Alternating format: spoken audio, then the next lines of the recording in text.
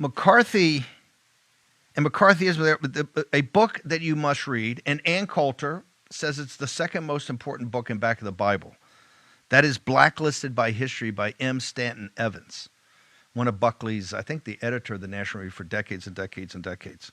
Blacklisted by History about the true story of McCarthy, and couple that with getting Andrew Breitbart's Righteous Indignation, which goes through the whole, not just Andrew's journey, but the whole thing about the Frankfurt School, Herbert Marcuse, the Marxism, because Marx, not communism. The economic system failed. None of the CCP guys in Beijing ain't communists. Trust me. They got a form of state capitalism. The Russians were not communist. They're Marxist.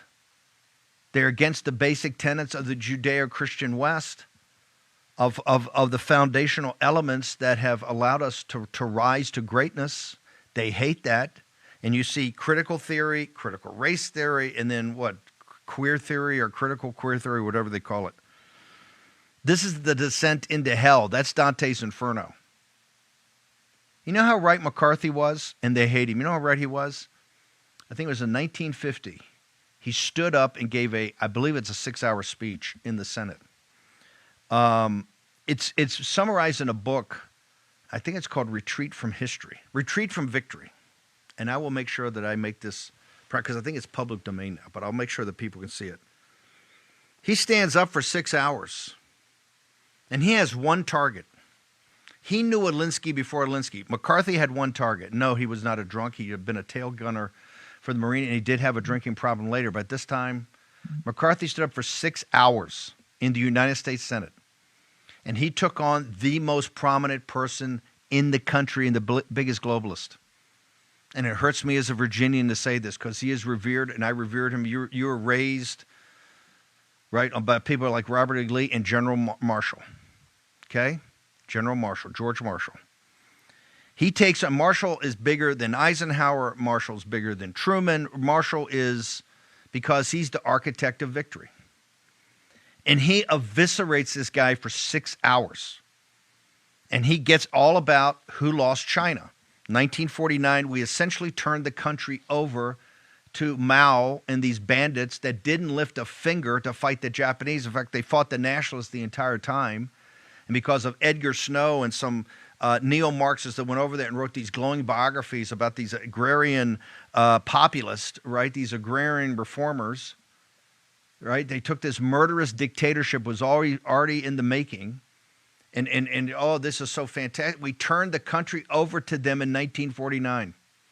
The Chinese Communist Party, they know this because in 1989, 50 years later, when they collapsed again because the Chinese people, Lao Beijing, had a belly full of it again, guess who bailed them out? Bush sent Skrokoff over, and we, the United States government, you, with all the blood that we had given in the Pacific, everything of all those islands of Tarawa and Peleliu and Saipan and all of it, and all the dead over in the air raids over Japan, all the naval vessels left from Pearl Harbor all the way through, Coral Sea, add it all up.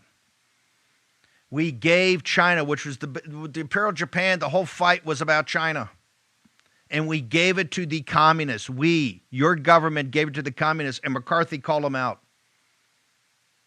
For 6 hours, he went through chapter and verse why we didn't go to Berlin, why he held up Montgomery and Patton from going to Berlin when we're like 50 miles away.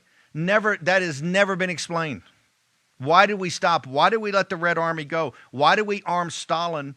They were our allies. The Russian people were the great allies. They gave in their blood to defeat the Wehrmacht. But why did we keep arming Stalin after 1943 when it was obvious he was going to crush them? The State Department and FDR's administration were rife, not just with communists. I'm talking KGB informants, KGB officers, and people like I.F. Stone and Alger Hiss that lied and covered up by the same people on Morning Joe today. The exact same people lied to the American people. And McCarthy stood up in the Senate and he called out Marshall. He had the guts and the balls to take on a guy that was essentially a god in the United States. If you had a secular god, it was General Marshall. And he took him on. And he field stripped him. him. He field stripped him.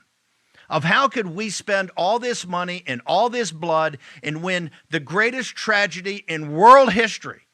How can we be the victors? And you have the Russians have taken Germany, they've taken the Iron Curtain. You've got all Eastern Europe are captive nations, and now we just tossed the keys to another great ally, the Chinese people, Lao Beijing. We tossed the keys to the communists, who, by the way, went about murdering them as course they can, and then invading Korea, right? And there we had to defend our great allies in South Korea, or in the Korea Peninsula at that time. He took them on and he field stripped it. You know how he field stripped him? How did we start the show this morning? We started the show with Brian Harrison down in the great state of Texas. And last night when Daily Mail put that lead story up, I just got it. My team helped me put it up. Boom, scalp. Scalp. So we call him at Breitbart. It's a scalp. You got it, baby. You took it. 90 days after McCarthy went into the Senate and gave that speech, 90 days, General George Catlett Marshall resigned and retired from public life because of had to spend more time with his family. 90 days, and never gave a retort. So when you see the George Clooney, thing, Murrow, Edward R. Murrow, that's all afterwards. That's all afterwards. The main event is he took down the globalist who knows what side he's working on. And if you read all the biographies, and I've read them all on McCarthy, I think there's 9 or 10 big ones, they give a little tiny piece of him taking down Marshall. He took him down, and the guy didn't even defend himself because there was no defense of it. You've been betrayed by this government for decade after decade after decade. These globalists and these Marxists that have been in business with these global Marxists for decades and decades and decades, you're seeing the manifestation of it now. And these public schools, the public schools and private schools ought to be designated as terrorist organizations too, a way they are molding these children into unhappy, unfulfilled, and oftentimes murderous to themselves. The suicide rate's through the roof, depressed, angry, lashing out. That just doesn't happen. These little kids go in with the bright eyes and all that, and look what they're turning out. Look what's in the Reddit channels. Look what you saw in Utah. No. There can be no half measures here. If you want a half measure, get away from me. There's plenty of people want half measures, and there's plenty of people that want to unify and sing Kumbaya. God bless you. Go do it. We ain't going to do it. We'll unify after we win, and we'll unify on our terms.